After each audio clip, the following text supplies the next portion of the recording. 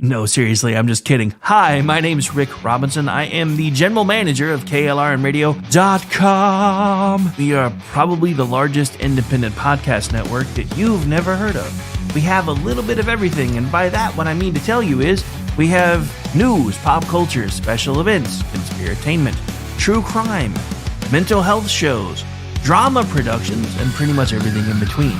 So if you're looking for a new podcast home to grab a little bit of everything that you love all in one place, come check us out. You can find us on X under @KLRNradio. You can find us on our Rumble and our YouTube channels under the same names. You can also find us at KLRNradio.com and pretty much every podcast catcher known to man. So again, feel free to come check us out anytime you like at KLRNradio. Remember when entertainment was actually entertaining? When comedy was about being funny, movies were about telling great stories, and you didn't need a political lecture every time you hit play. Great entertainment still exists, it's just getting harder to find. Even the biggest streaming platforms leave audiences disappointed. That's why there's Studio TST, pure entertainment, real comedy, independent films, bold creators, movies, comedy, music, and more, and the home of fearless sketch comedy. That show tonight, entertainment the way you want it. Funny, creative, unapologetic, and agenda-free. Studio TST, the future of entertainment starts here. Join Studio TST today for just $5 a month. Hi, everyone. This is JJ, the co-founder of Good Pods. If you haven't heard of it yet, Good Pods is like Goodreads or Instagram, but for podcasts. It's new, it's social, it's different, and it's growing really fast. There are more than 2 million podcasts, and we know that it is impossible to figure out what to listen to. On Good Pods, you follow your friends and podcasters to see what they like. That is the #1 way to discover new shows and episodes. You can find Good Pods on the web or download the app. Happy listening. KLRN Radio has advertising rates available. We have rates to fit almost any budget. Contact us at advertising@klrnradio.com.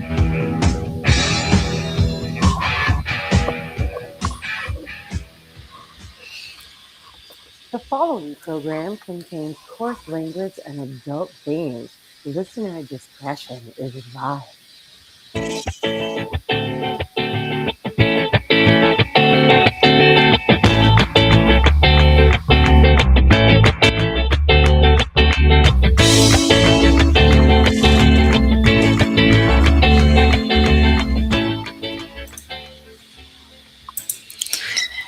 And welcome everyone to another episode of He Said, She Said. I am one of your hosts for the evening, Aggie, and with me is the very awesome Rowdy Rick. How are you doing this evening?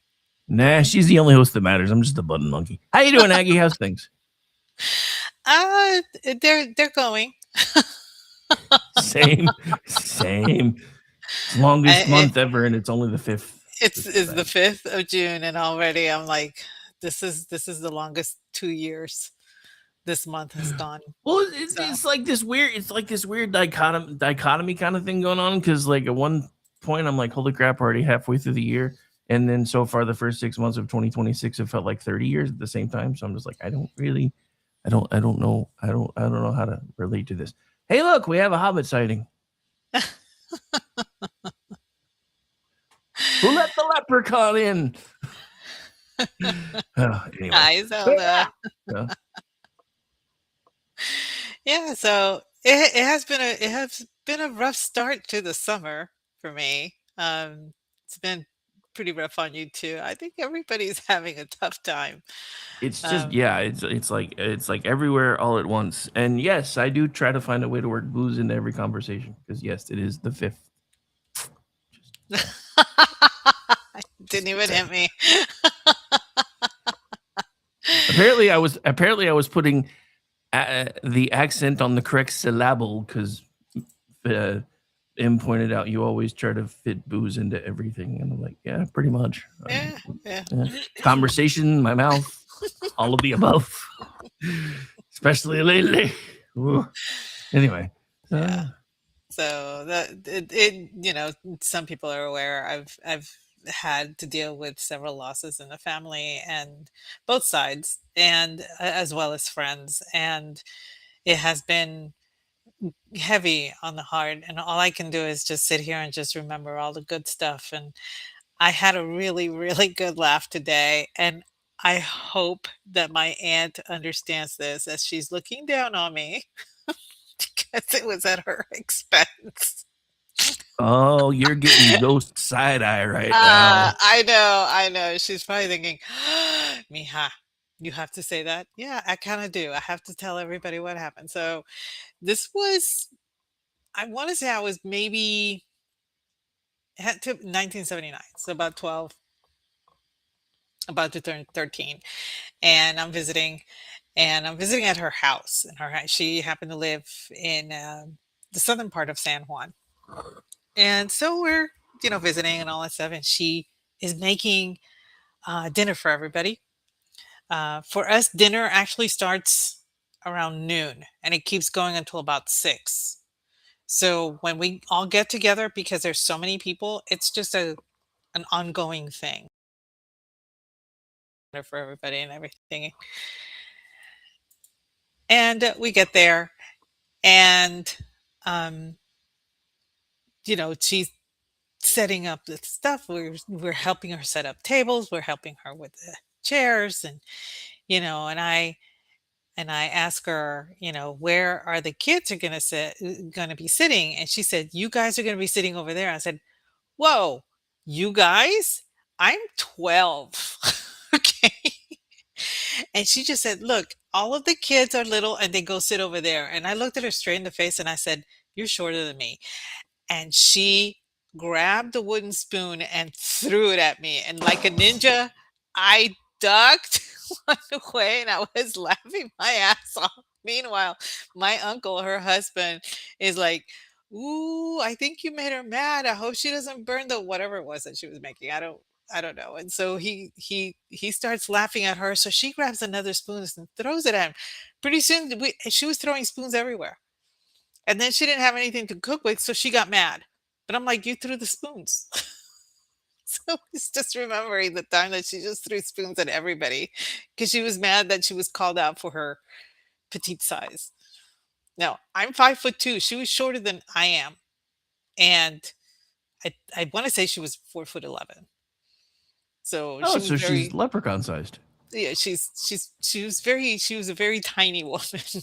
Or as someone in the chat likes to say, 4'12". 4'12". That's good. But it was it was fun. I mean, that whole day we were laughing the entire day. She was just in a foul mood the entire day, y'all. She was just mad at everybody because we kept making fun. Now, I learned my lesson. I didn't say it again because I didn't want another wooden spoon thrown at me. But after that, everybody, my parents, my other aunt and uncle, her husband, everybody was making fun of her short size and everything. And then it didn't help that when she went to wash dishes and everything, she actually uses a stool. So, Okay, anyway, that's kind of funny though. That I really is. mean, that was a very, very long time ago, but that popped into my head today, and I couldn't help but laugh at the utter ridiculousness of this tiny woman just slinging wooden spoons at everybody in the backyard. Nice. So the only thing I was thinking is, if this had happened a few years later, you could have busted out with nobody puts Aggie in the corner. Right? Oh my goodness. That she was a pip. But yeah, and so that was one of the things that we both did. We both lost an aunt this past week. So I know that it's been very rough on you too. Yeah, I mean, yeah, I guess the only bright side for me is this will be the first family funeral in a while that I actually don't have to officiate because they've decided to use the services of the funeral home, which is the one that my family's been using. But I guess because they decided to put it together so fast, they just decided to go with the staff pastor. So I actually get to attend one, not run one. It's been a minute, so I don't know. uh, it's kind of bittersweet because at the same time, I kind of have enjoyed being the one who has been handling those things for the family. But at the same time, I'm like, I actually get to just sit down for once instead of, you know, Yeah, it's battling. kinda nice. Well, I mean, the whole thing is, and this is going to be a really weird thing for people to hear with all of this that I do, but I'm secretly trying not to pass out on the inside every time I do one of these things because I don't like talking in front of people. Yeah, that is I I was hoping that nobody would ask me to speak at this one because when my husband's grandmother passed away back in 2008, um, ev- each member of the family was supposed to go up and speak, or at least a representative of each family was supposed to go up and speak.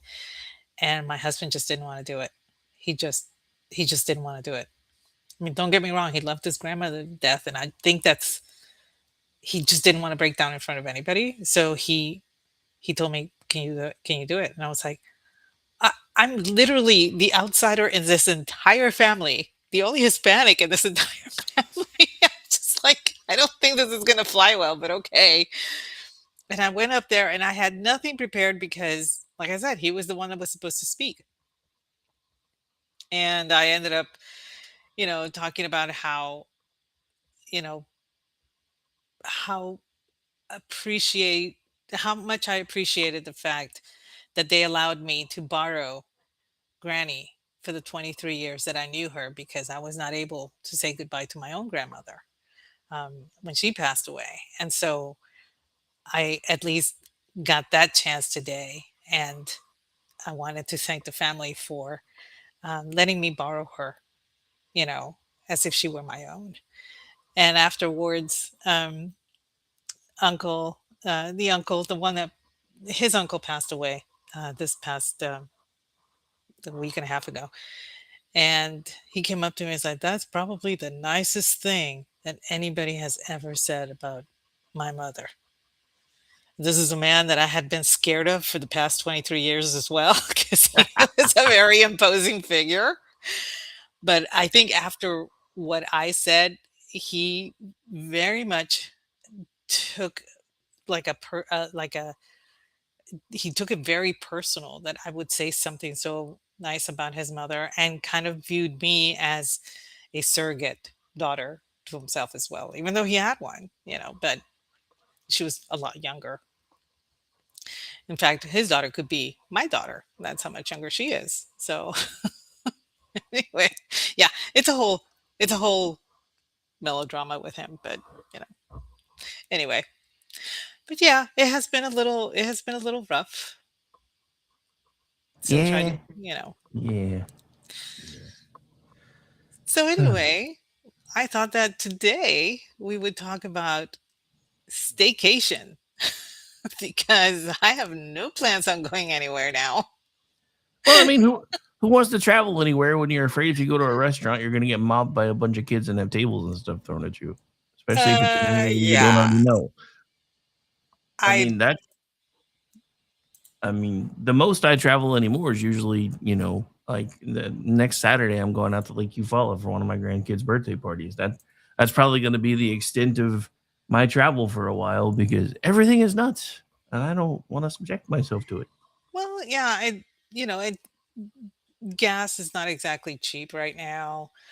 Um, Staying in a hotel for long periods of time. I I love to go to a hotel. Don't get me wrong. I love the thought of luxuriating and having room service or anything. That never happens. I never stay in a hotel that has room service, first of all, or even a cafeteria adjoining it.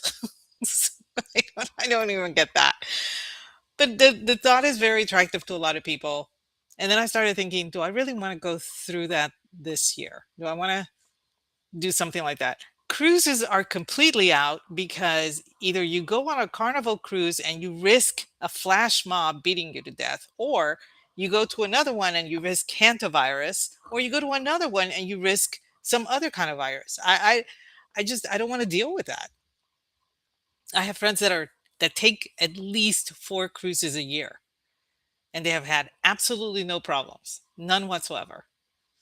And they keep telling Well, me, yeah, "Oh, but you need to go, you need to well, go," and I'm like, that's because they take 4 cruises a year, so their immune system's like Rocky "It's fucking Balboa. pretty much it's like really way up high, right?" But it's not something that interests me. My sister actually wanted to take all of the sisters and my mom on a cruise, a Mediterranean cruise, a few years ago, and we all got excited for it and everything. And then she asked for suggestions of w- the stops, where we should go and all that stuff. And I said, well, I'll be honest, I loved going to Crete.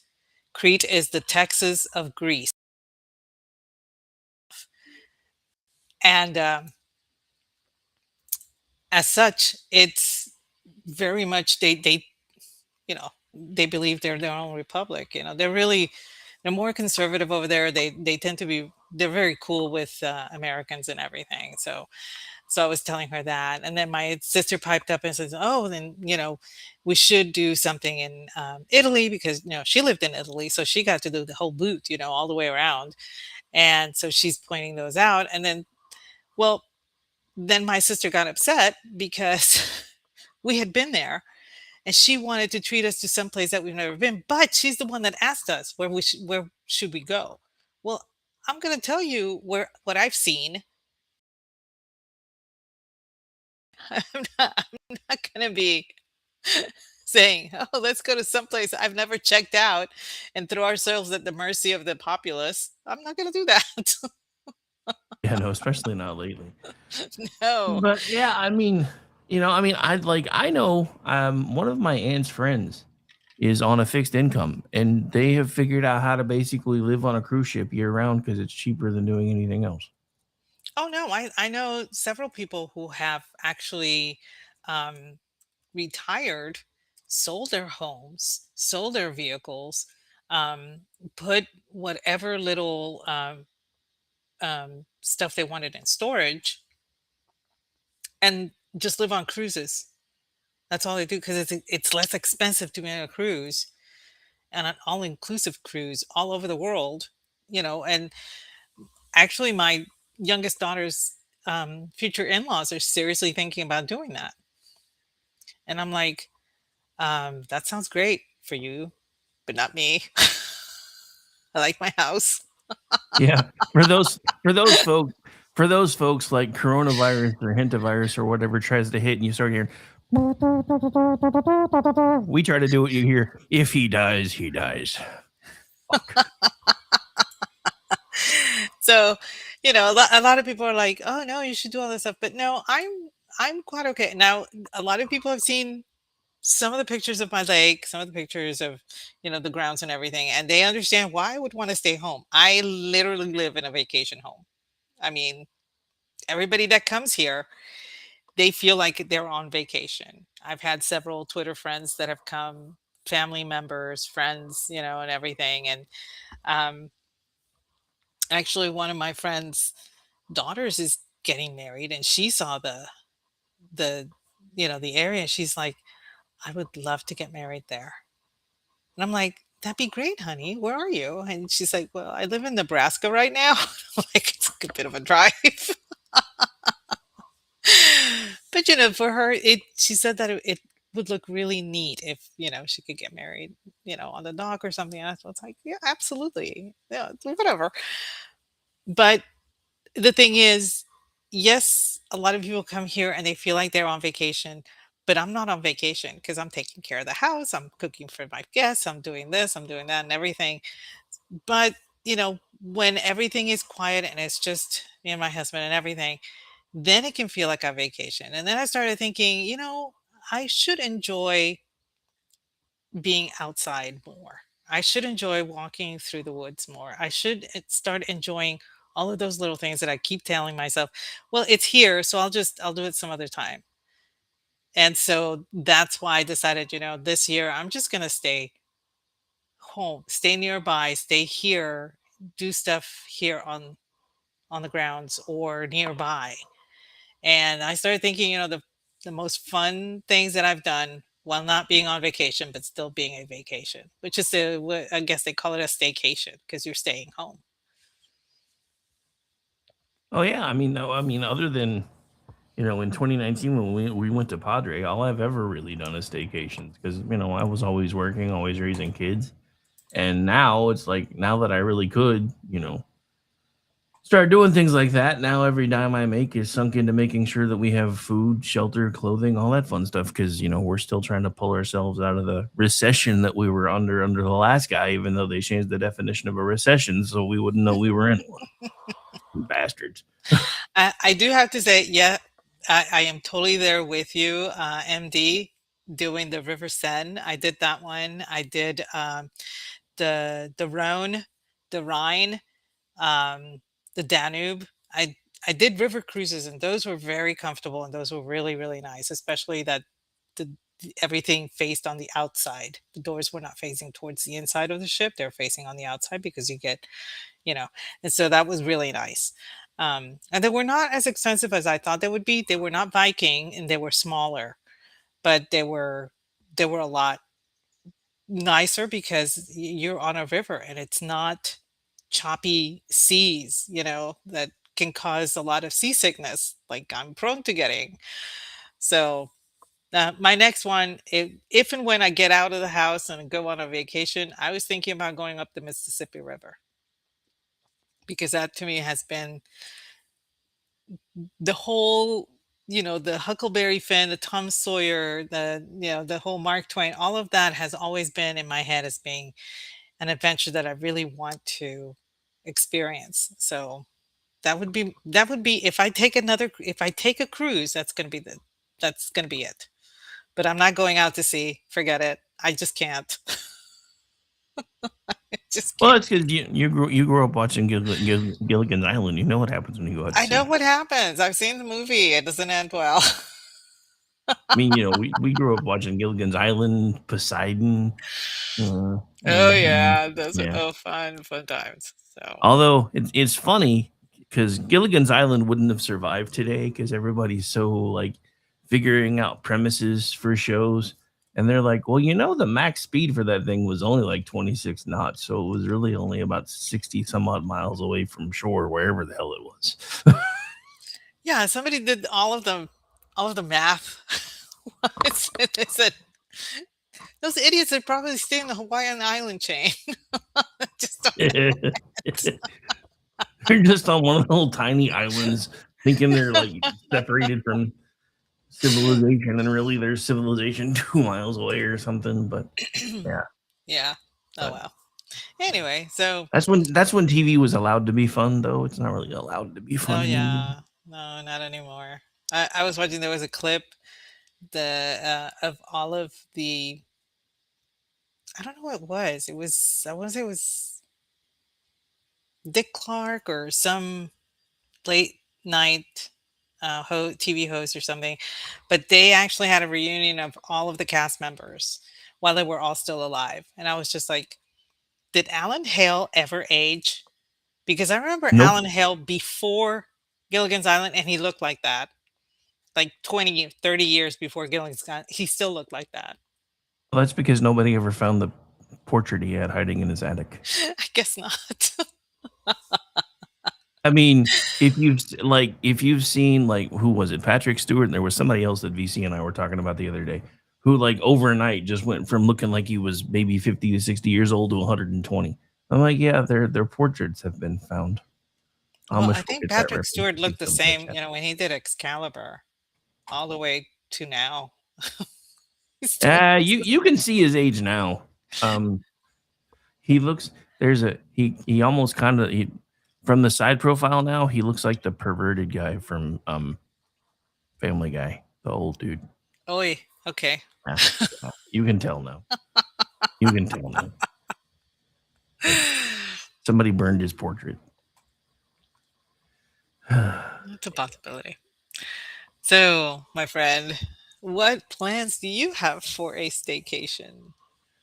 I mean, honestly, most of the time my staycations just involve not working and trying to catch up on sleep. But like I said, That's fair. we're gonna go out to the lake next weekend and hang out for a couple of days, which isn't really a staycation because it's like 120 miles away, but it's still in state, so I still kind of count that.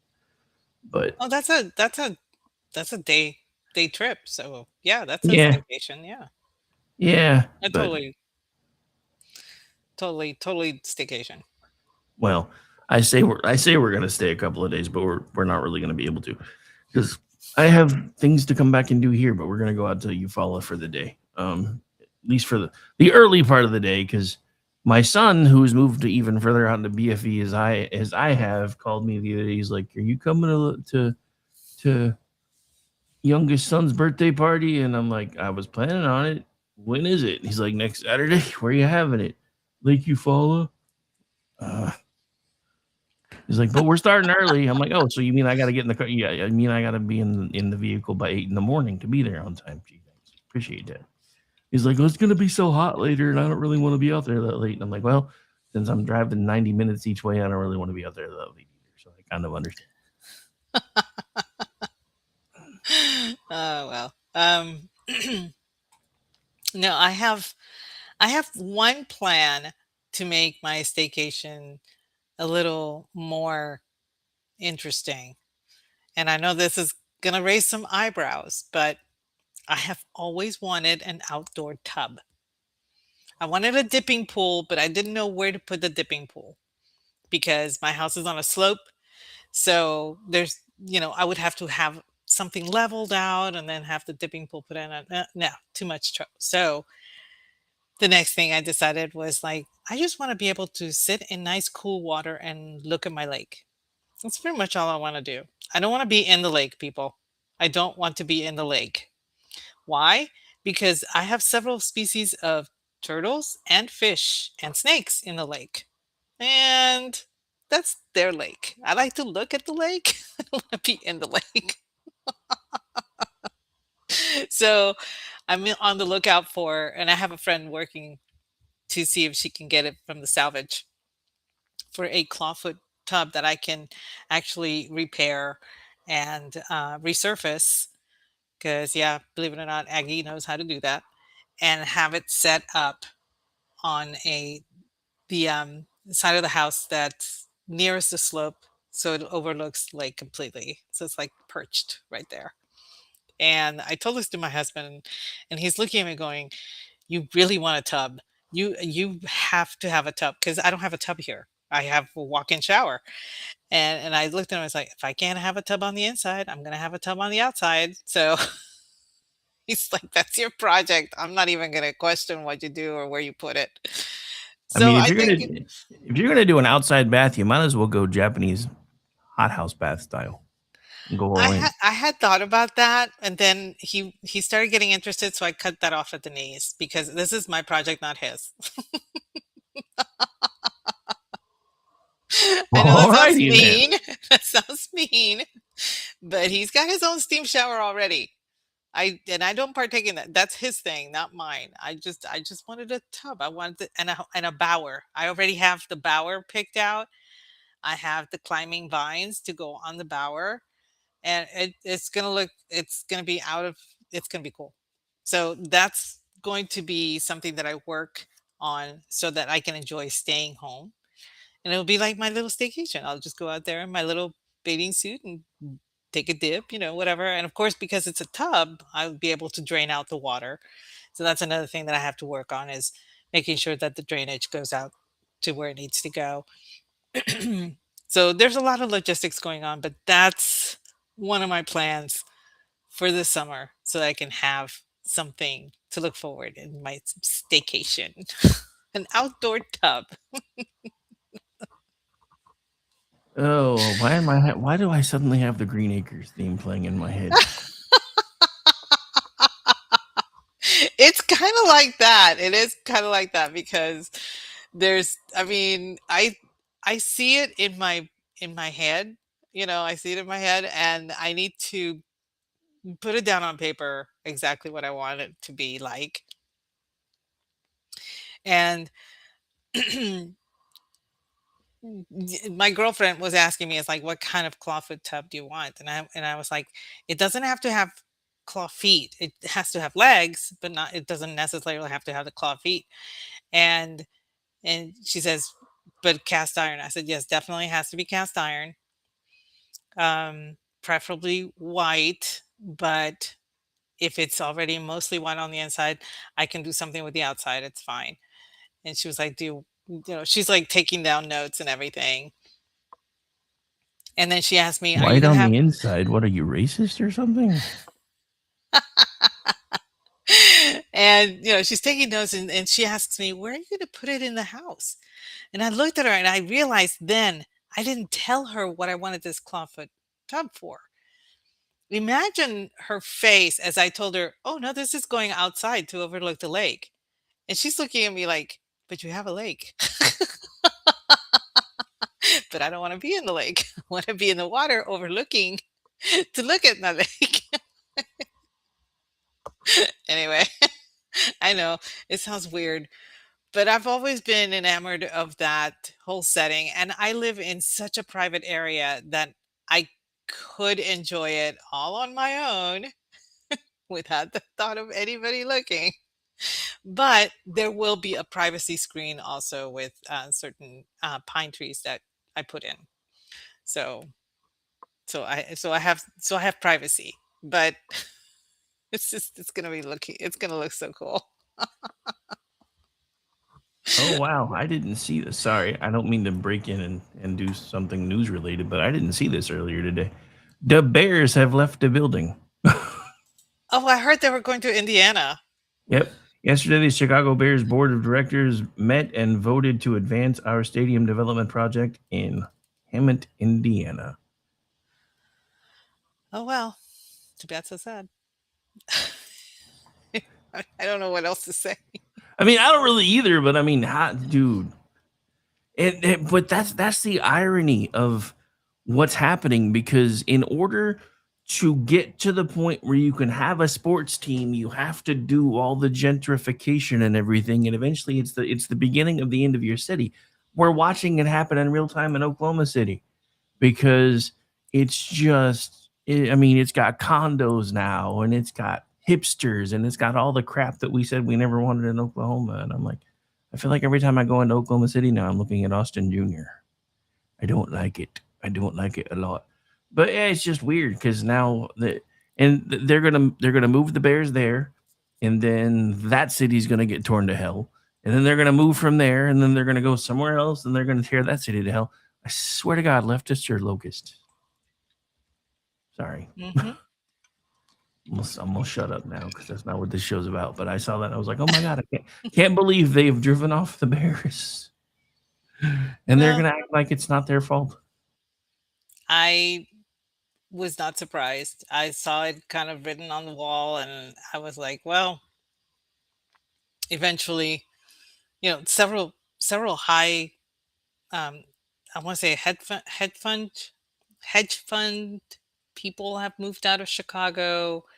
Um, Big corporations have moved out of Chicago, and now the Bears are like, yeah, okay, we're out too. Oh well, I don't know. When am I supposed to feel bad for the city of Chicago? I mean, there's no law that says I have to, right? Oh no, I mean I don't necessarily feel bad for the city of Chicago. I'm just kind of watching their stupidity because I mean, how cold did Chicago used to be? Now it's like nobody wants to be there. Kind of like Los Angeles. I mean, they made a musical out of Chicago. I mean, they did one out of New York too, but and I guess to a certain degree, L.A. La La Land, I guess, was a musical. I'm not sure. I never watched that movie, but yeah, Here it was Chicago. supposed to be. I never watched it either. But, But anyway, but so and I decided while I'm working on that project, I need to teach myself several things because idle hands are the devil's playground. Isn't that the way it goes? workshop, but close. Workshop? Okay. I just I remember one of the things that my mom taught me when I was little was crocheting. And she used to sit and watch The Price is Right and make a doily during the whole I mean, in 1 hour she would have a doily made. And for the life of me, I didn't understand this magic. I mean, I had seen spiders do stuff like this, but I didn't understand. So my mom taught me how to do crochet once, and I did a doily and it was really pretty and everything. And then I just stopped. And I haven't picked it up in about 45 years, I think. No, wait, doing math. Yeah, 45 years. And so I've told myself, you know what? I need to get back into it and start doing this kind of thing. My daughter crochets, my sister in law crochets, and I thought that it would be something nice that I could share in common with them. And, when we get together, just take out the little balls of yarn and start crocheting, while we're yapping about family matters or whatever. It's just a very soothing thing, in my opinion. I have needle arts, down pat, but I need to pick that one back up. So that's something else that I'm going to be doing for my staycation is learning a new hobby because I don't have enough, apparently. I don't have enough hobbies. You? Not enough hobbies? Nah, I mean, you've always got room for one more. But anyway, back to that Family Matters thing. Did I do that? Sorry, had to be done. Yeah. No, it, excuse me. A lot of people are forced to have a staycation because they're short on funds. They can't afford a long time off from work. They, for whatever reason. And I I saw this with my daughter. She just had a baby back in February, as y'all know, and she's now out of the military, but her husband took paternity leave and now he had to go back to work. So they don't have a lot of time built up or anything. And she had called me and she asked me for suggestions on what they can do because now they have a little bambina. So it's not like they can just go and hang out at a winery or whatever. And I told her, I said, there was one thing that I used to do with you kids all the time. We went to the state parks. And where we lived in the proximity of San Antonio, we had at least 5 or 6 state parks nearby.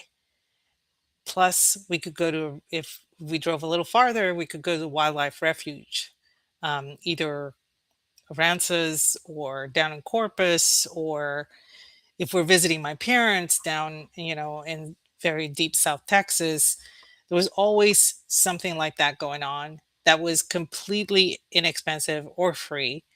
And, I told her, I said, just pack a little picnic basket with, you know, your waters and your juice or whatever, your sodas, whatever it is that you want to drink.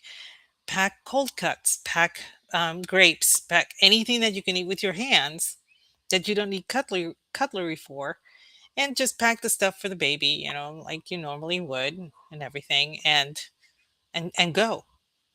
And she says, "Well, what do we do when we get there?" I said, "Well, what did you do when you got there? Whenever you were doing?" And she's like, "Well, we were running around doing whatever we wanted to." I said, "Well, now you have a baby, so now you have to put her in her little stroller, but you can go walking. The hiking trails accommodate.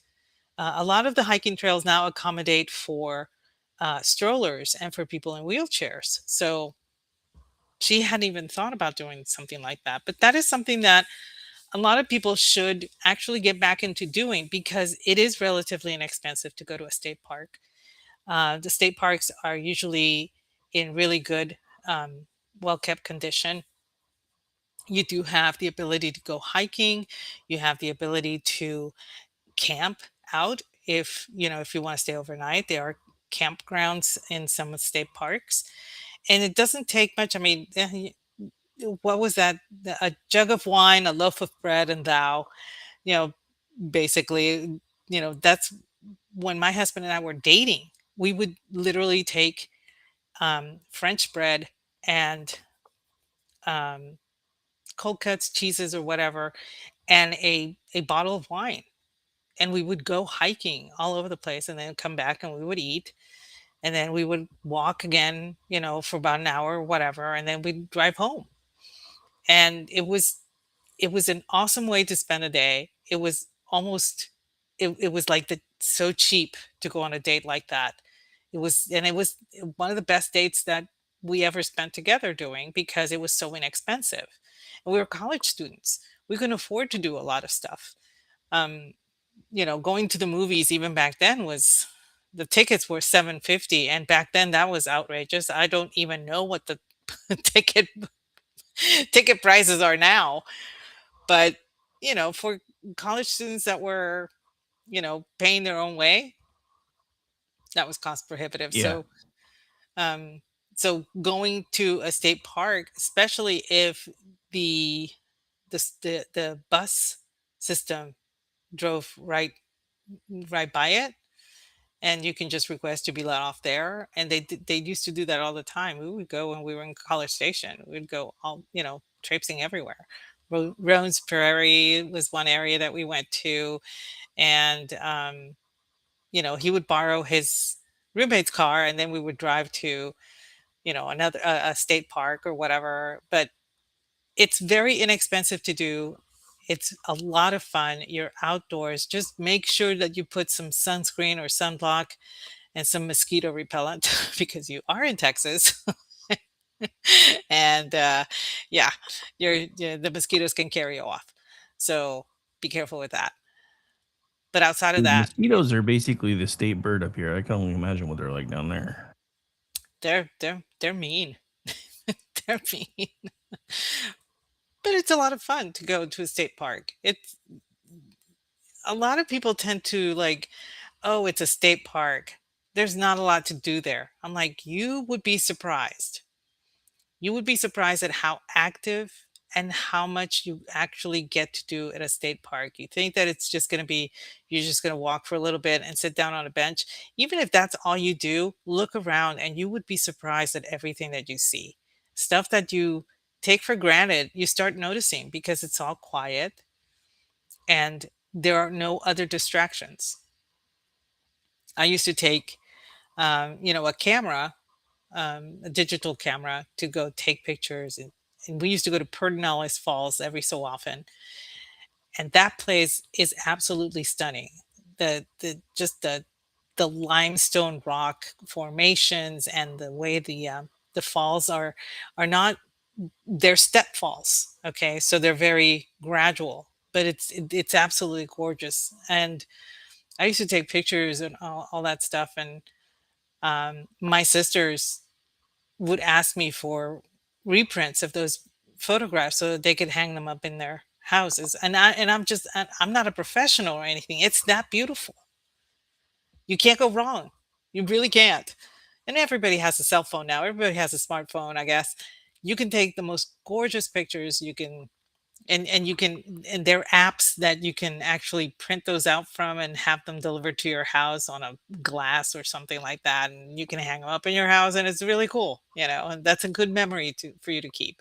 So state parks is something that I always recommend people that are limited on monetary resources, limited on time, limited on distance, that they look into doing, because you can have a lot of fun and make a lot of memories at just your local state park. But yeah, one of our favorite places to go, and that probably will actually be something else we do later in the summer. About an hour and a half from here, there's a little town called Medicine Park, and it's not a state park per se, but they have an awesome little hot spring slash lake kind of thing that's really cool to hang out in. So yeah, and it's only $3 to go, so for the day. So cheap swims, cheap swims.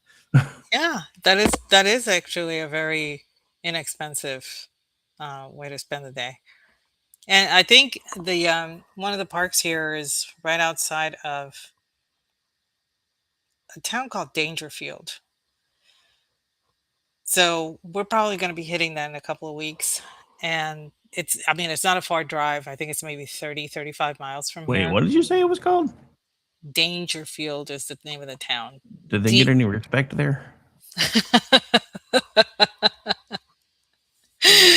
um, it's a tiny little hamlet, but there's a state park there, so we're gonna, you know, I have I already have the menu all set up. Everything's, ready to go to be made, packed up, and that way we can go spend a day out there and everything.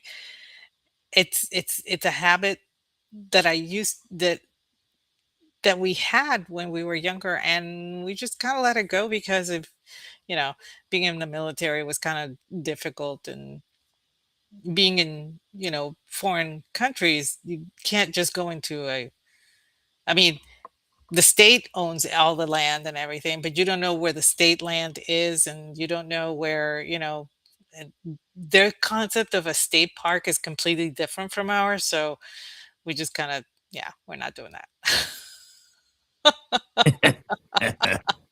Nice. Weirdos. But anyway, that's how, that's probably my most favorite thing to do on a staycation. And it doesn't even have to be a state park. It can be a local recreational park, where you take the kids for the swings and everything. They have picnic tables there. One of my fondest memories when we first came to the States, this was back in 76. My dad, we could not afford to go any place. And so my dad would take us in the car about 10 miles down the road. And 10 miles down from where we lived was the highway, and we'd never seen a highway before. That was brand new to us. We had no idea that streets could be that big and that tall, right? And by tall, I mean it's an overpass. But for a 10-year-old, that was like a big deal, right? And there would be like a picnic area on the side of the road. And so we would pull over. Mom had summer sausage and Ritz crackers and a jug of, I don't know, Tang or something that she had made at home. And then the little Dixie cups that for the bathroom, and she would bring those because we were little, and so little cups, and we were all, oh, this is so cool. And so that's what we would do. And we would sit there at that picnic table and watch the cars go by. And let me tell you, when you come from BFE in Puerto Rico, where the streets are not even two, they're not one, it's just one lane, maybe lane and a half wide, and you're supposed to fit two cars in there. That this blows your mind. So I remember dad doing that almost every Sunday after church. We would do that, and it was the most fun just to sit there and watch all of these cars go by.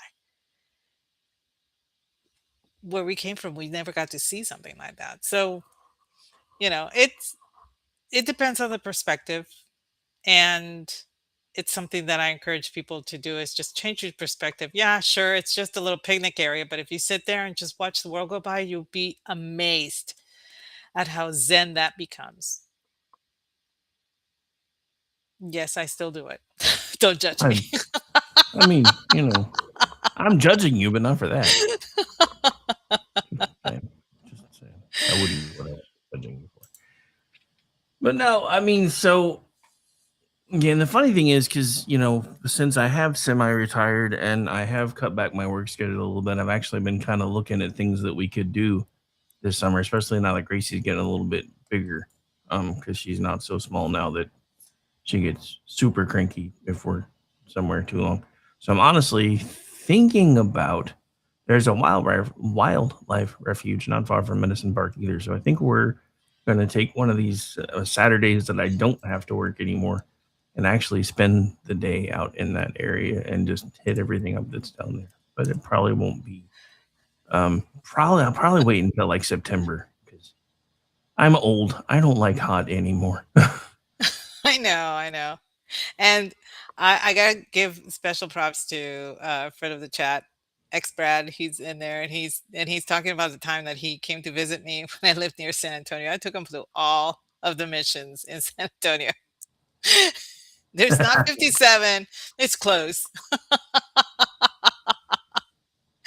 But that's another thing that I love to do is take people to see monuments and see places of interest that may be small, but still, kind of cool. I mean, the little town that I live in, I think when Expat came to visit us here, I took him to see downtown. There was a little, like the depot, the original depot is still there, the train depot and everything.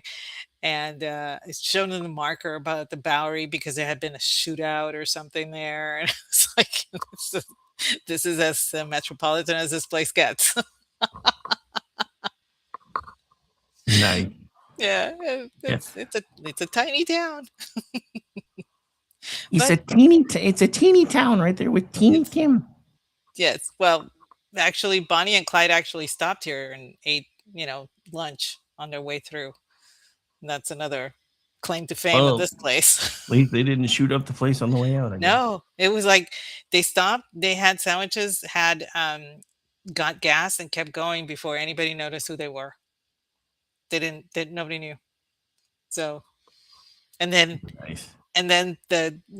like an hour later, here comes like a police, or, like state police or something, and asking if they had seen these people. And the gas station person said, "Oh yeah, they just got gas. Why?" And they said, "That's Bonnie and Clyde." And I mean, everybody knew who Bonnie and Clyde were. They just didn't recognize who Bonnie and Clyde were. You know what I mean? So that was like, "Oh, Bonnie and Clyde were here. Oh my goodness. Oh my goodness." That was the talk of the town for a year, that they stopped had sandwiches at gas station. I'm telling you, this is a hotbed of drama here. But anyway, so No, not drama. mm, yeah, little bit of drama. But like I said, I took Brad to see the missions, and I next time he comes to visit, I'm going to take him to see some of the chapels in the area that have been around for a very long time. As a matter of fact, I may just hike with him and take him back to College Station, because the Methodist Church there has a very interesting history. And so, and I'm not Methodist, but the church itself is fantastic. So maybe I'll do that. Put it in your calendar, X Brad.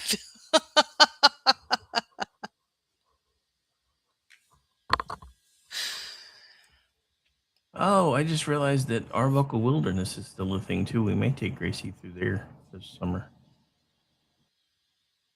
What's that? It's like a drive-through safari thing. One of my it's a good thing my mom and I don't talk anymore. She would hate that I'm about to say this. But so my parents took me through there one time. It was probably about a year or so before they got divorced. So I was probably about 7. And it was the summer before everything blew up.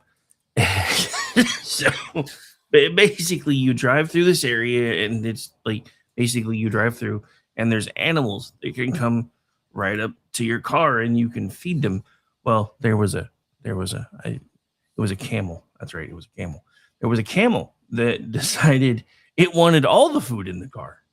So it stuck its head in. Well, my dad managed to get, he pushed its head out and rolled up the window enough where they thought he couldn't get in anymore. That was before they realized how long a camel's tongue was. That was terrifying for my mom. Oh she was wow. getting she was getting a tongue bath from a camel who was trying to get all the food out of the bucket. I think there's a wildlife safari by Natural Bridge Caverns, which is in Garden Ridge, right north of San Antonio.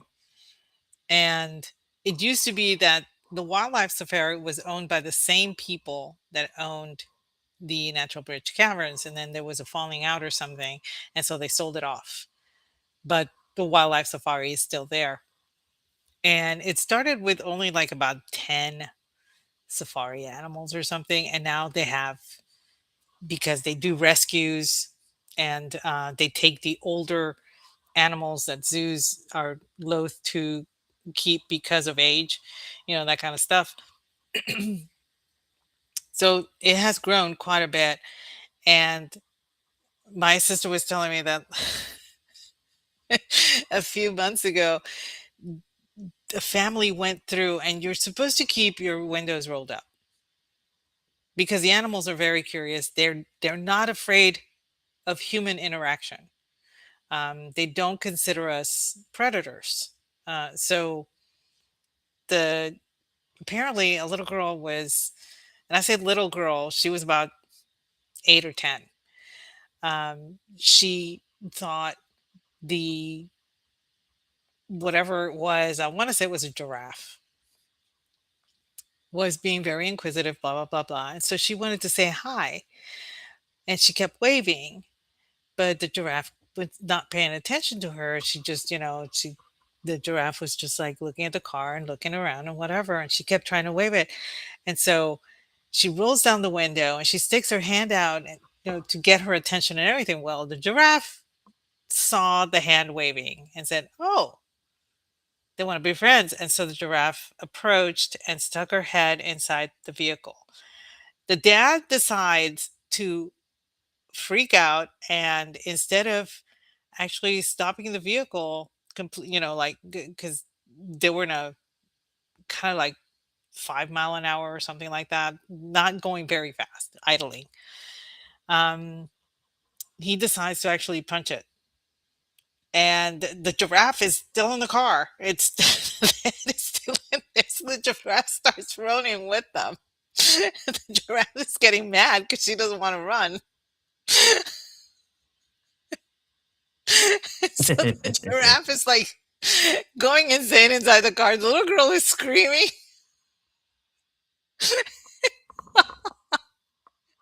And I'm thinking, maybe put child locks on the windows as well, that kind of thing, because they do discourage you from rolling down the windows, because, like I said, they don't consider you a predator. They consider you possibly bringing them food, because that's how they get their food. They see a human being bringing the food. So if they see a human being, they think that you have food. I just wish I could have seen that. I just want to hear the screaming.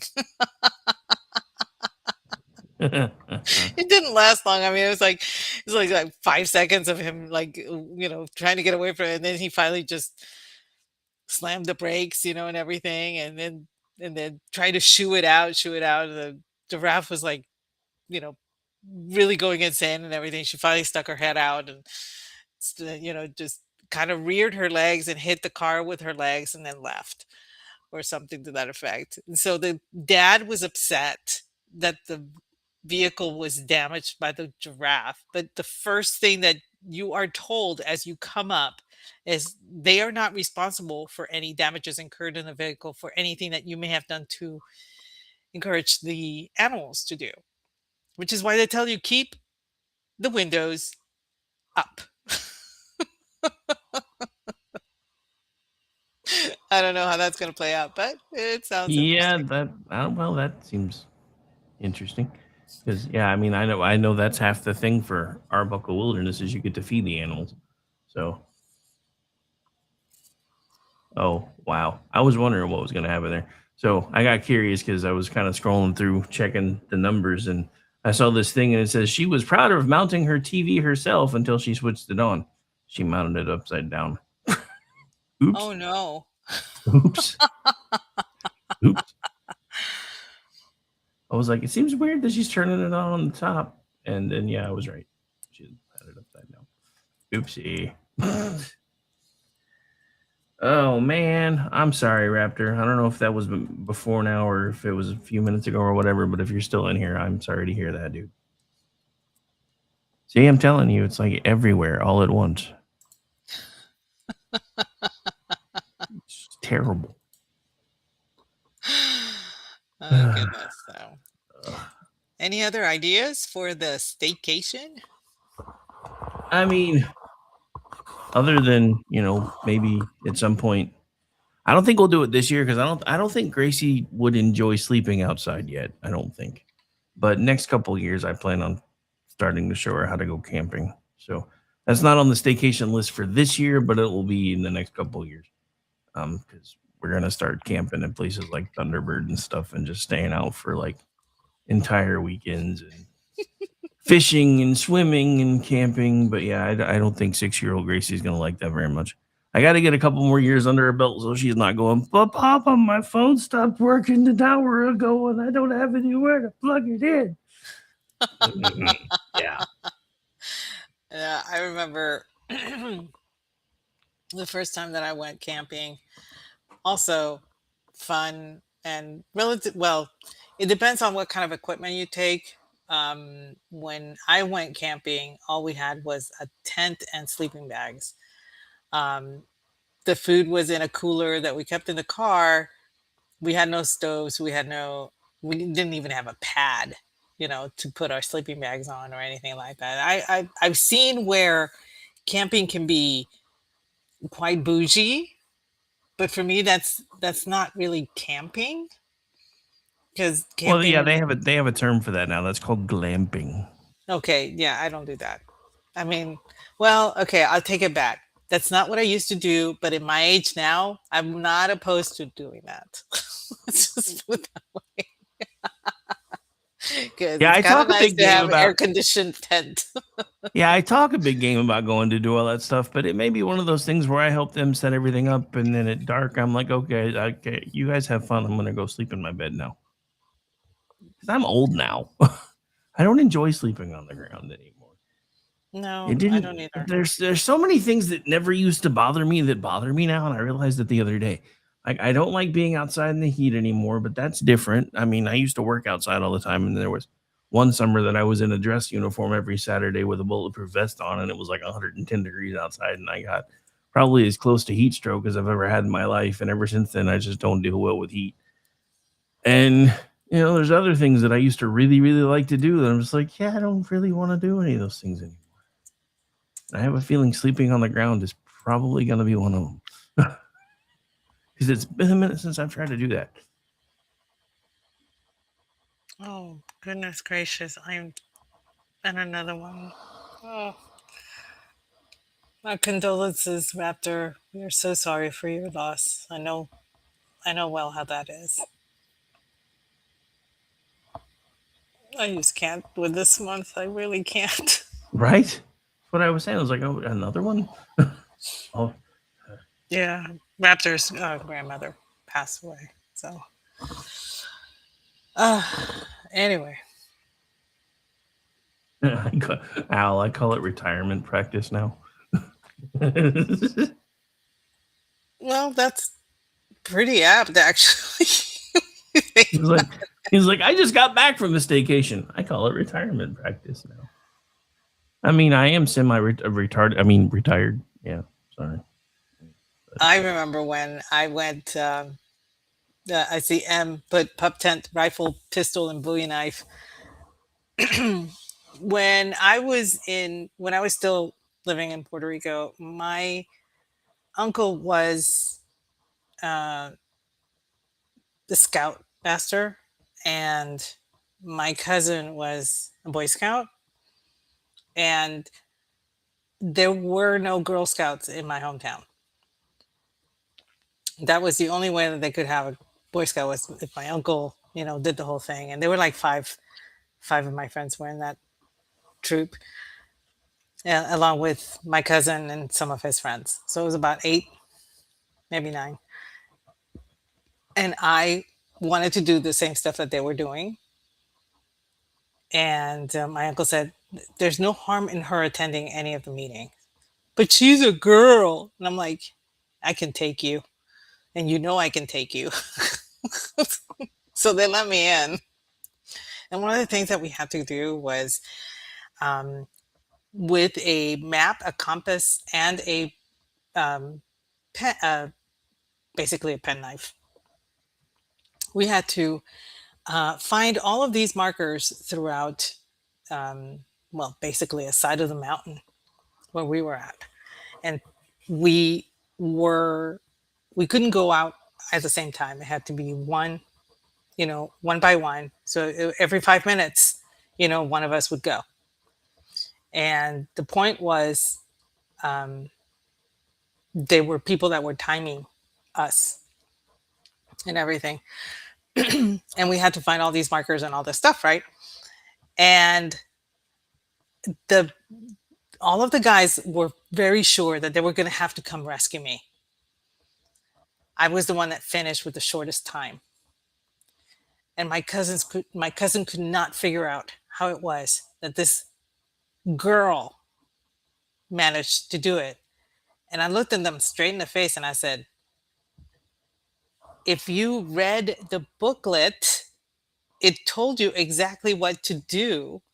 And that's all I did. Well, the guys being guys, they didn't read the booklet. They knew better. Two of them got lost. One of them had to be rescued. We don't read directions. Come on. You don't read directions. But every time that I think about going camping and all that stuff, because that's how, we would go camping, is just with a tent and a little sleeping bag and everything.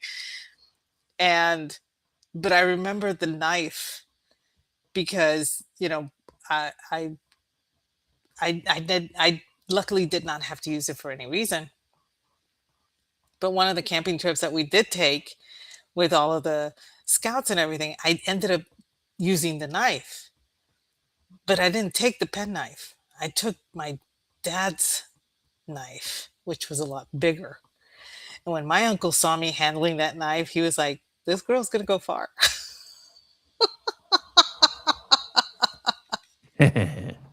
I loved camping out there in Puerto Rico. It was so much fun. But now I'm like, I don't know, glamping. That sounds actually kind of cool. I would not mind having an air conditioned tent with a cot and an actual or an air mattress. Air mattress would be cool, wouldn't Yeah. Yeah, well, I definitely wouldn't say no. And the funny thing is, a few years ago, I'd have been laughing. Now I'm like, you know what? I think I'm probably down for some glamping. But then again, thanks to Jeff and the Amish one, I have gotten turned on to Vietnamese women glamping on YouTube. So, just saying. I don't even want to know what that is. Oh, it's basically just watching them set up their camping areas. Ah, okay. No, it's nothing dirty, but they bend over a lot. So there's that. No, the that sounds really interesting though. Yeah, it's amazing how many weird niche things there actually are on YouTube that everybody watches. I was like, I didn't even know that was a thing. Oh no, I love watching furniture restoration. I like to watch. There's this one gal that does nail polish swatching, but they're all vintage nail polishes, like from the 30s, the 40s, the 50s, that kind of thing. She brings them back to life, and then she'll put them on her nails so that you can see and whatever. And she's doing this for the express purpose of making an historical catalog of nail polish. And it's like, this is actually really cool. I know people who watch rug washing videos because it's so zen, So there's something out there for everybody to, it's the equivalent of watching a fish tank, which also I have done on YouTube. Yeah, you can do that on YouTube too. You can. So, but yeah, and that's another thing that you can do on your staycation is find some YouTube videos that instruct you on how to do things that you're not familiar with, but you've always been interested in trying, like a new cooking technique, a new way of actually folding a fitted sheet. I had no idea that there were several ways. I know how to fold a fitted sheet. I learned from my mother, and I actually learned from somebody in the What business is on this the correct sorcery way. of which you speak? It's true. There is a way to fold a fitted sheet. And, there are videos on that. There are different ways of doing it too. I thought there was only one way, but no, apparently there's different ways of folding a fitted sheet, so you can learn how to do that. Um, how to fold napkins into decorative items. That's a big one. And towels. those kind of things. I know X Brad has shown me videos of napkin folding because I was interested in learning how to do like Christmas trees and for holidays or whatever. And there's a myriad of things, of tutorials for almost anything, on YouTube, and that is one thing that you can do when you do have time on your hands because you're forced to you know take time off from work or whatever, but you can't go anywhere or anything. Learn something new. um, One of the things that Jeff and I do, we do spirited books. We actually review books that we wouldn't read normally. They're kind of like not something I would pick up, and we all know how that has been really, really bad or has been really, really good. So I'm never gonna live that down. But just doing different things, learning a different hobby, things that is a constructive way of using your downtime or using your off time from work.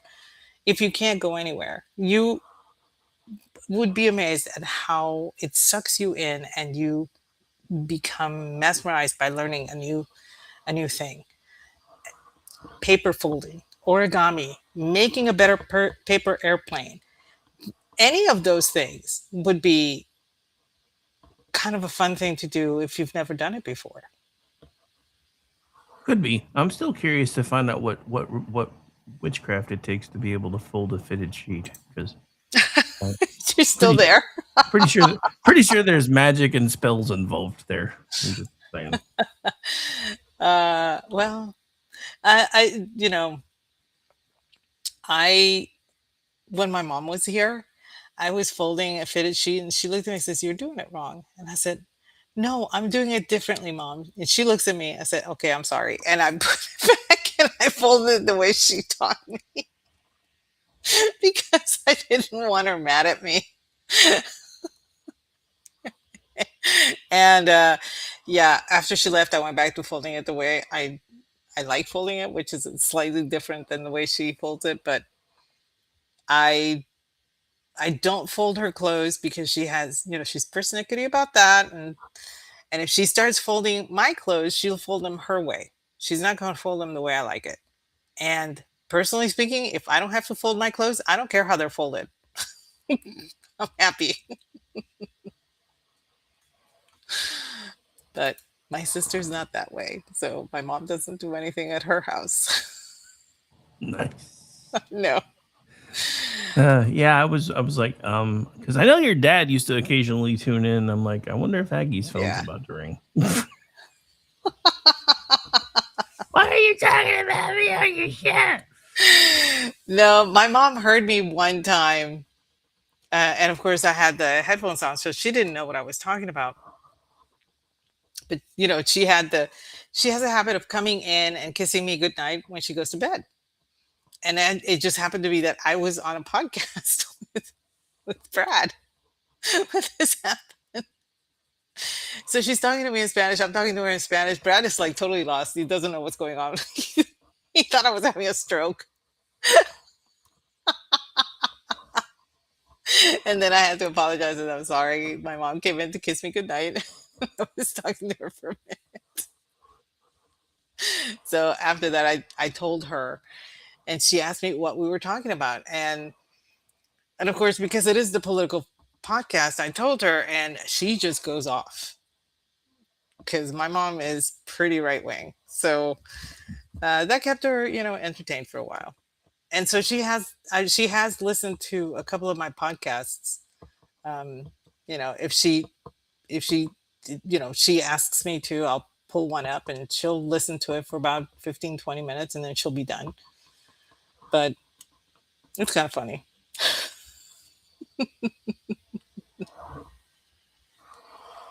But Anyway.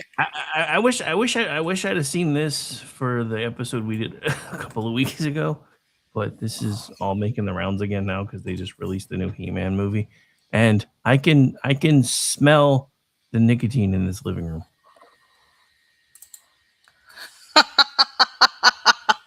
And my grandma had that exact couch when I was a kid. And I have seen that that looks like couch my in many, that and looks the like my paneling, parents' TV. and the paneling. Let's not, the paneling in the back is actually pretty cool. But That's yeah, pretty good that comeback. kid was that kid was the boss of the block if he had one of those things because yeah, everybody wanted to play it. Everybody wanted Castle Grayskull.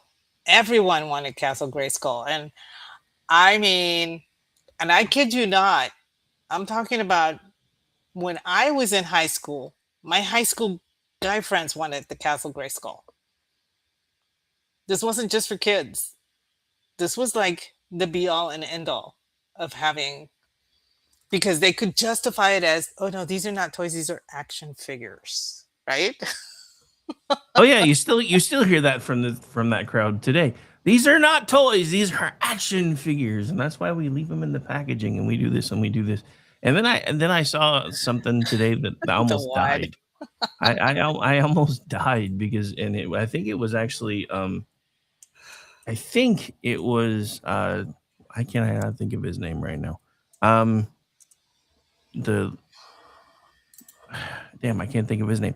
Anyway, he put out a thing this morning talking about how 80s kids were never going to be normal, and it was He-Man talking to one Oh, of his Rogue one. Elf. Yeah, I don't know Yeah, why I couldn't think of that, but yeah, Elf. Rogue Elf Elf put was out right. this thing says how 80s kids were never going to be normal because it was He-Man talking to one of his buddies named Fisto. Yeah, Yeah. Uh-huh. yeah. Hmm. Mhm. He's like, I fisted till I couldn't fist anymore, He-Man, and I'm reading it, trying not to snicker. I'm like, there was so many things that we didn't get as a kid that I think we're kind of baked into certain things already. No, my favorite that he brought up was the Little Mermaid, the original Little Mermaid, clam clamshell. Yeah, the Um, clamshell. Yeah, yeah, yeah. um, yeah. Everybody says, "Oh, that's, that wasn't done on purpose," and blah blah blah, and all that stuff. Dude, I know people in Imagineering. It was totally on purpose. Oh yeah, it was totally on purpose. That was a big old penis right there. Have a nice little phallic symbol right in the middle of your kid's Yeah, cartoon. There you go. but There anyway, you go. All right. let's How about see. you? Any other staycation ideas besides building your outdoor tub and doing green acres kind of stuff? Well, I tell you what, if anybody out there is, you know, if you have a little money to spend, you don't want to go anywhere, buy a Lego set. Because like I said, guys are like, oh no, this is like action figures, not toys. This is actually, architecture, not Legos, that kind of thing. Guys will justify it, women will too. Don't get me wrong. And Elf has some of the most elaborate Lego sets because that's what he and his wife gift each other for Christmas. And so, um, but like I said, they can't really go anywhere because of the nature of his work or the nature of her work. So they choose to do things at home that are inclusive of each other. So a Lego, building a Lego set is a lot of fun, and it gives you time to time to yourself. It helps you to wind down. It actually, Ignore the audio. I just saw this and I was like, dude, if this is an actual thing, this is like, I guess, because oh, He-Man's out. no time for the He-Man. Hmm. So they have made like a Castle Grayskull popcorn and drink holder, and now I want one. Now I want one. I think you have to go and get it at Oh the yeah, you actually have to thing, get it right? from the Yeah, theater. But hell, Regal owns pretty much every theater in on the planet anymore. So there's like two that aren't too far right, from me. So right. And it's kind of fun. That'd be kind of cool. I'm sure that our friend Brad is going to be on the hunt for this. oh, I'm sure.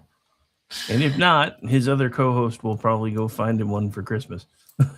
Oh, and I agree. Tinker Toys, Lincoln Logs, any of those an erector set or whatever, anything like that is actually something that's kind of fun to do. And Okay. Just a reminder, with this crowd, you should never use the words Lincoln Log and erector set that close together ever again. My bad.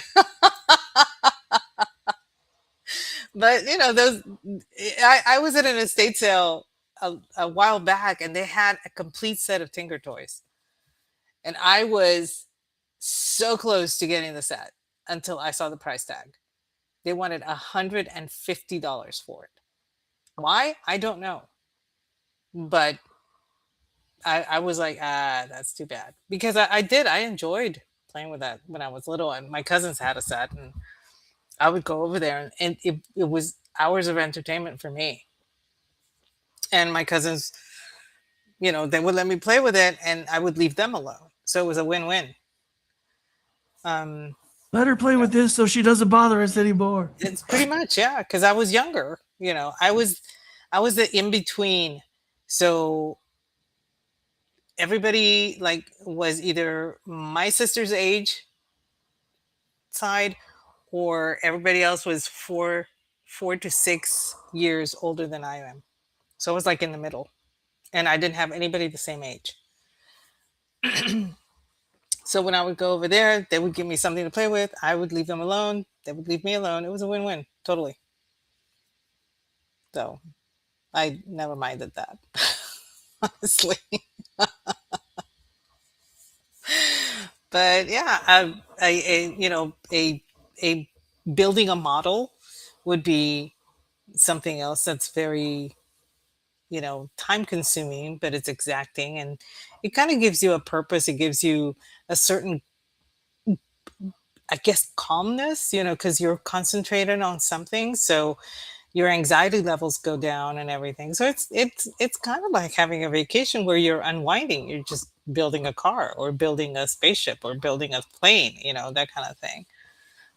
So, but having a staycation is not as bad as some people at first thought it was.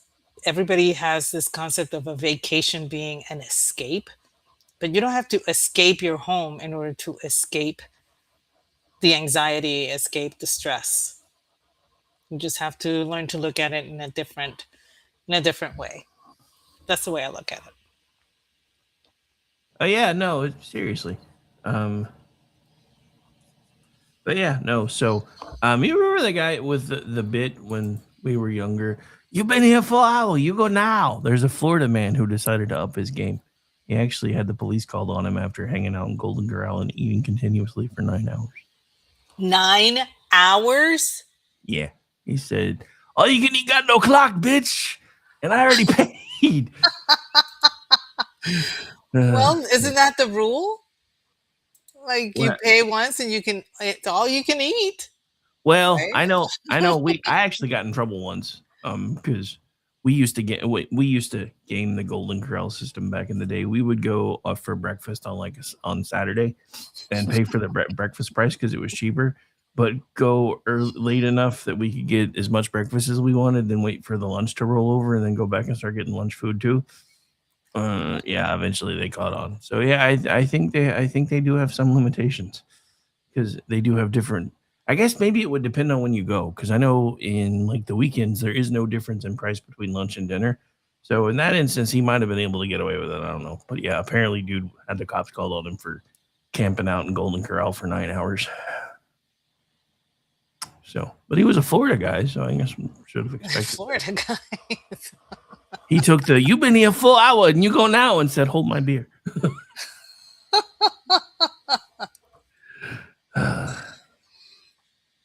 Well, it's almost 9 o'clock. I don't know if you have more to add, or. Nah, not really. I mean, like I said, most of my staycations, especially lately, have just been trying to catch up on sleep. But now that Gracie's getting a little bit bigger, I do plan on starting to plan out some stuff. She's been. I mean, she's finally big enough now where she's interested in going to do things that don't involve just, "Can we go to the water park, Papa?" No, we just went yesterday. I'm gonna go again. We just went yesterday. But yeah, so no, I think again, I think everybody around the country is figuring out the art of staycation this year because everybody's afraid to go anywhere. Because hell, you in America now you can't even go into a Chipotle without risking some sort of sharks and jets fight. Yeah, that's true too. You're you're at the mercy of whatever, the Crips and the Bloods or the Sharks and the Jets or the I don't know anymore.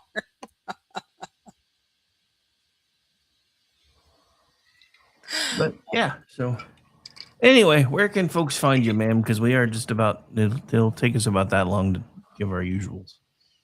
Well, you can find me at Aggie the Barkeep over on X. You can find me 8:30 p.m. Eastern. Tuesday nights doing the Cocktail Lounge with the ever soft Brad Slager. 8:30 p.m. Eastern. Friday nights doing He Said She Said with the awesome You. The first, the second Wednesday of every month, you and the guys get together for Toxic Masculinity, and I bring the drink of the evening at 8 p.m. Eastern. And Jeff and I do Spirited Books, usually on the first Monday of every month, but unfortunately we had to bump it from last week because of certain stuff that was going on with me. But stay tuned for that because it'll be this coming Monday at 8:30 p.m. Eastern. And how about you?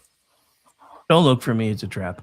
I'm actually off tomorrow. However, Sunday Kingdom and Country is back up again. We're changing the schedule around a little bit for summer because G is off for his summer schedule. So yes, there will be Toxic Masculinity this week. It's 8 p.m. Eastern, 7 hour time. I think I'm going to see if I can get VC to sit in for him.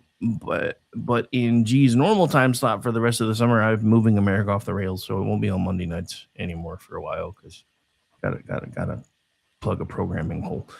So that's moving to Wednesday nights at 8, unless it's Kingdom and Country on the off weeks. I usually just do an extended one on that because it's weird to go, let's do Kingdom and Country and then go straight into America Off the Rails and it's still me. Yeah, no. So there's that. And then I don't know when Jen and Rick's coming back because Bug keeps winning in baseball tournaments. Yes, he does. So we may not do that show again until sometime in the fall. But that's cool because he's out kicking ass and taking names. So not surprising since his parents are from Krypton and stuff. But anyway. But yeah, so don't know when that one's coming back, but we'll see. Other than that, just check the schedule. I'm involved in 85% of the programming around here one way or the other, so I'm usually doing something. And you can find me on X at RowdyRick73. You can follow along with everything we do here on X, Facebook, and YouTube at KLR Radio. Rumble, we're there too, and you can find us by searching America's Podcast Network because for some reason they didn't like KLR and Radio. Also, starting to pitch this one a little bit more because X is doing more and more things to tick me off. So if you haven't checked out Pickaxe Social yet, I encourage you to do so. It is free to set up an account over there. And they don't have algorithms. So you get to see the people that you follow and interact with, and there's nothing to get in your way over there. So might want to check that one out because everything I'm seeing from the place that I thought was going to make us all, be able to make money doing what we love is kind of turning into pay for play. And I don't like that. Yeah, it's been a little difficult. It's been a little weird. And every time I turn around, they're changing the algorithms again. Like I just found out YouTube's algorithms have changed again. I'm like, dude, it used to be they would change like once every 6 months or so, and it took you a week or so to figure it out. Now they're changing them every other month, sometimes every other couple of weeks. And it's just crazy. It's like, do you want people on your platforms or do you not? Because I really don't know which one that is anymore. But anyway, we're going to get out of here. You guys enjoy the rest of your Friday night. I am off tomorrow. However, I think there might be Front Porch Forensics. I know they did one last week. I don't know if they're doing every other week again or if they're going back to every week. But Juxtaposition will be back next week, which was why I said I guess we won't be camping out in fall after all because I forgot I got to come back and do that. So yeah. Anyway. Okay. So. All right, that's it. I think that's everything. I think I've rambled sufficiently. You guys enjoy the rest of your Friday night. Thank you so much for hanging out with us. And take it from us because it seems like it's popping up all over the place. Hug your loved ones while you can because times are weird. Times are weird, man. Good night, everyone.